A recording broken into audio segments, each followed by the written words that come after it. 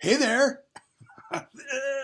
This is Brother Peterson, and you are in week 4 of Medical Law and Ethics at BYU, Idaho. All right.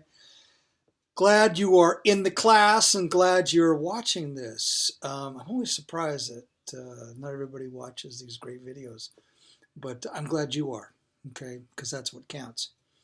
Okay? All right. So you're on week 4, okay? And what that means is you've actually got a fairly significant piece of the class done. What I mean by that is you've done a debate, you've worked in the discussion board, and you've Iraqed a case.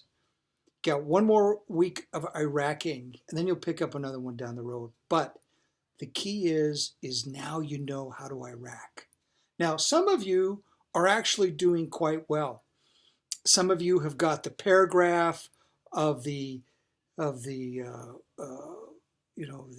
issue and the rule, the analysis and application, and the conclusion, and you got them in separate paragraphs, and you're really putting some thought into it, and you are writing decent analysis and conclusions as you've read the case. Some of you, I can tell, are struggling, but keep looking at those posts in your discussion boards, and that will give you ideas of how to improve.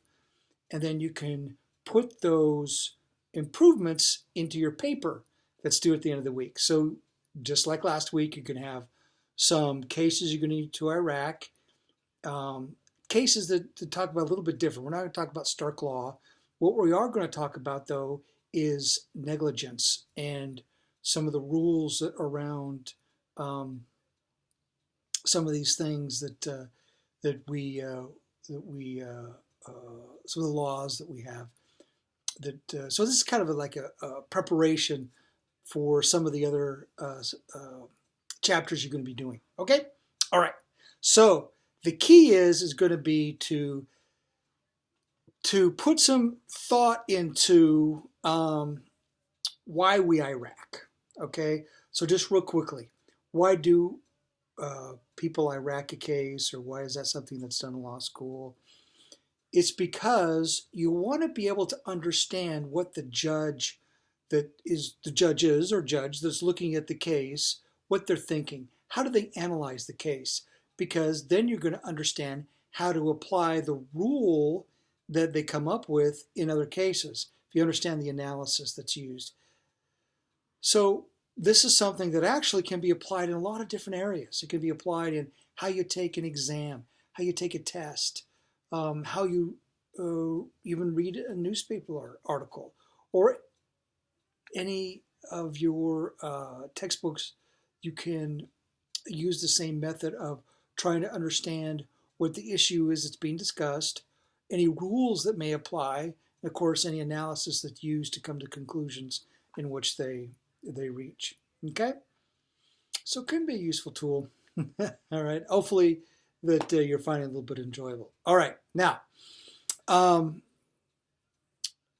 coming up, you're going to need to make sure that you've squared away your debates, because in a couple weeks we're going to have the debates are going to start, and you're going to want to make sure that you are prepared and you've done a little bit of work to contact people in your group, your debate group, that are on your same side prior to you posting your own argument in the debate.